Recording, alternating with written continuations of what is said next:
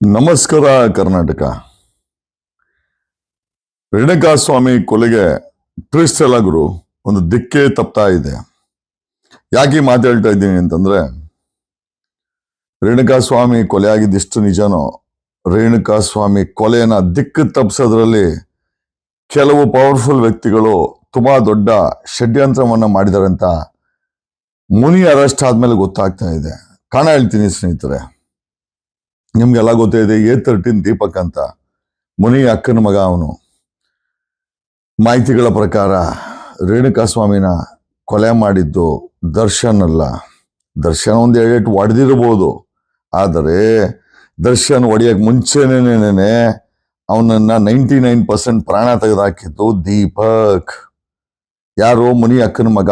ಯಾರು ಇನ್ಸ್ಟ್ರಕ್ಷನ್ ಮೇಲೆ ಮಾಡ್ದ ಇದನ್ನ? ಮುನಿ ಇನ್ಸ್ಟ್ರಕ್ಷನ್ ಮೇಲೆ ಮಾಡ್ದ. ಮುನಿಗೆ ಏನಾಗ್ಬೇಕಾಗಿತ್ತು?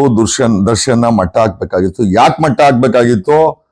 ಮುನಿ ಬಿಜೆಪಿ ವಿರುದ್ಧವಾಗಿ, ಕುಮಾರಸ್ವಾಮಿ ವಿರುದ್ಧವಾಗಿ ಮಂಡ್ಯದಲ್ಲಿ ಇವನು ಹೋಗಿ ಕ್ಯಾನ್ವಾಸ್ ಮಾಡಿದ್ದ. ಈ ತಿಕ್ಲ ದರ್ಶನ, ಇವನ್ ಏನು ಗೊತ್ತಾಗಲ್ಲ, ಹುಡುಗಾಟ, ಈಗಲೂ ಹುಡುಗಾಟ, ಹಿಂಗ್ ತೋರ್ಸ್ಕೊಂಡು ಹೋಗ್ತಾನೆ. ಹುಚ್ಚ ಇವನು. ವಿಜಯಲಕ್ಷ್ಮಿ ಆ ಜೈಲ್ಗೆ ಹೋಗಿ ಬುದ್ಧಿ ಹೇಳುತ್ತಾ ಇವನಿಗೆ. ನಿಜವಾಗ್ಲೂ ಹುಚ್ಚ. ಮಾಡಿದಿರ ಕೊಲೆನ ಯಾಕೋ ಮೈ ಮೇಲೆ ಹೇಳ್ಕಂತಿದ್ಯಾ ದರ್ಶನ? ಯಾರಿಗೋಸ್ಕರನ ಈ ತ್ಯಾಗ? ಅಯ್ಯೋ ದೇವ್ರೆ. ಆಮೇಲೆ ಇದನ್ನೆಲ್ಲ ಮಾಡಕ್ಕೆ ಮುನಿ ಸೆಂಟ್ರಲ್ ಗೌರ್ಮೆಂಟಿನ ಮಿನಿಸ್ಟರ್ನ ಪ್ರೆಷರ್ನ ನಮ್ಮ ಪೊಲೀಸರ ಮೇಲೆ ಬಳಸಿದಾನೆ. ಪೊಲೀಸರು, ಹಿರಿಯ ಅಧಿಕಾರಿಗಳು ಕ್ಲಬ್ಬಲ್ಲಿ ಮಾತಾಡಿದ್ದಾರೆ. ಆಮೇಲೆ ನಾನು ಯಾಕಿಷ್ಟು ಧೈರ್ಯವಾಗಿ ಹೇಳ್ತಾ ಇದ್ದೀನಿ ಅಂತಂದ್ರೆ, TV5 ರಮಾಕಾಂತ್ ಒಬ್ಬ ಶಾಸಕನ ಅಕ್ಕನ ಮಗ ಇದ್ದಾನೆ ಅಂತ 3 ತಿಂಗಳ ಇನ್ವೆಸ್ಟಿಗೇಷನ್ ಅಲ್ಲಿ ಹಿಂಟ್ ಕೊಟ್ಟಿದ್ರು. ನಮ್ಮ ಟೀಮ್ ಅವಾಗಲಿಂದ ಇನ್ವೆಸ್ಟಿಗೇಷನ್ ಮಾಡಿಸ್ ರಮಾಕಾಂತ್ ಏನೋ ಹಿಂಟ್ ಕೊಡ್ತಾ ಇದಾರೆ ಅಂತೇಳಿ A13 ನೋಡಿದಾಗ ಇವನ್ ದೀಪಕ್ ಗೊತ್ತಾಯ್ತು. ದೀಪಕ್ ಕನೆಕ್ಟಿವಿಟಿ ನೋಡಿದಾಗ ಮುನಿಗೆ ಹೋಗಿದೆ. ಮುನಿಯಿಂದ ಸೆಂಟ್ರಲ್ ಮಿನಿಸ್ಟರ್ಗೆ ಹೋಗಿದೆ. ಸೆಂಟ್ರಲ್ ಮಿನಿಸ್ಟ್ರಿಂದ DGPಗೆ ಹೋಗಿದೆ. DGPಯಿಂದ ದಯಾನಂದಕ್ಕೆ ಬಂದಿದೆ.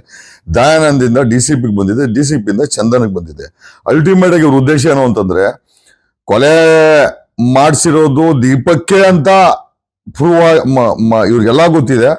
ಆದರೆ ದರ್ಶನ್ ತಲೆ ಕಟ್ಟಿ ದೀಪಕನ ಎಸ್ಕೇಪ್ ಮಾಡಿ, ಆಮೇಲೆ ಈ ಮಧ್ಯದಲ್ಲಿ ಪೊಲೀಸರಿಗೆ 5 ಕೋಟಿ ಆಫರ್ ಮುನಿ ಕೊಟ್ಟ. ದೀಪಕ್ ಕೇಸನ್ನ ಕಂಪ್ಲೀಟ್ ಆಗಿ ಕೈ ಬಿಟ್ಟು ಬಿಡಿ. ಯಾಕಂದ್ರೆ ಕೊಲೆ ಮಾಡಿರೋದು ಇವನೇ, ಅದು ಮಾಡಿಸೋದು ಇವನೇ, ಮಾಡಿರೋದು ದೀಪಕ್. 5 ಕೋಟಿ ಆಫರ್ ಕೊಟ್ಟು ಮೆಲ್ಲಗೆ ಎತ್ತುಪಡಿದ್ ಇವನನ್ನ. ಹೆಂಗಿರೋ ದರ್ಶನ್ಗೆ ಈ ರಾಜಕೀಯವಾಗಿ ಅಲ್ಲಿ ಇಲ್ಲಿ ಇವನ್ ಎಲೆಕ್ಷನ್ಗೂ ನಿಂತ್ಕೊಂಡಲ್ಲ. ಇವನ್ ಹುಡುಗ, ಇವನು ನಿಜವಾಗ್ಲೂ ತಿಕ್ಲ ಇವನು ದರ್ಶನ. ಅಲ್ಲೆಲ್ಲ